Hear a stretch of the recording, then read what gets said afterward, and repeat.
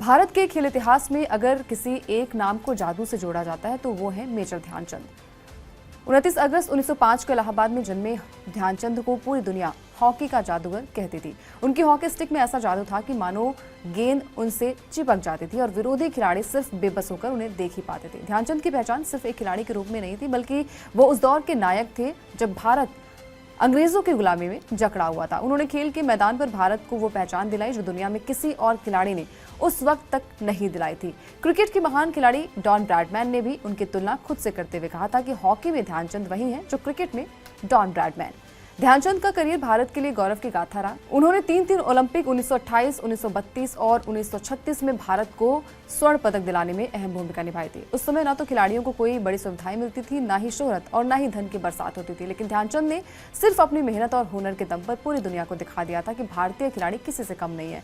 1936 का Berlin Olympic Dhyanchand की प्रतिभा का सबसे बड़ा एग्जाम्पल भी है। 15 अगस्त को खेले गए फाइनल मुकाबले में भारत ने जर्मनी को 8-1 से हराकर स्वर्ण पदक अपने नाम किया था। इस मैच में ध्यानचंद का खेल इतना शानदार था कि दर्शक दंग रह गए थे।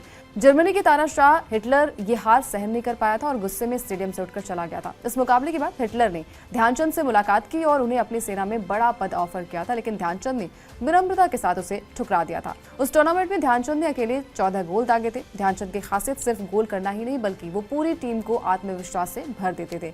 उनके खेल से भारतीय हॉकी टीम को एक बड़ी पहचान मिली और उन्होंने अपने आने वाली पीढ़ियों के लिए एक नई नींव भी रखी, जिसके दम पर भारत ने 1948, 1952 और 1956 ओलंपिक में भी लगातार गोल्ड मेडल जीता। ध्यानचंद की कहानियां आज भी प्रेरणा देती है। कहा जाता है कि वो चांदनी रात में प्रैक्टिस किया करते थे, इसी वजह से उनके साथियों ने उन्हें चंद नाम दिया। धीरे धीरे ये नाम ध्यानचंद के रूप में दुनिया भर में फेमस हो गया। उनके योगदान को देखते हुए भारत में हर साल उनका जन्मदिन 29 अगस्त राष्ट्रीय खेल दिवस के रूप में मनाया जाता है। यही नहीं, भारत के सर्वोच्च खेल सम्मान का नाम भी उनके नाम पर रखा गया है। मेजर ध्यानचंद खेल रत्न अवार्ड रखा गया है। लेकिन 3 अगस्त 1989 को ध्यानचंद लीवर कैंसर की वजह से इस दुनिया को अलविदा कह गए, लेकिन असल में वो कभी गए ही नहीं। उनका नाम, उनका खेल और उनका जुनून आज भी हर भारतीय खिलाड़ी के रगों में दौड़ता है। उन्होंने हमें ये सिखाया कि असली खिलाड़ी वो है जो सिर्फ मैच नहीं जीतता बल्कि पूरे देश का सम्मान बढ़ाता है। यही वजह है कि जब भी भारत के खेल इतिहास का जिक्र होगा, सबसे पहले याद आएंगे एक साधारण सा इंसान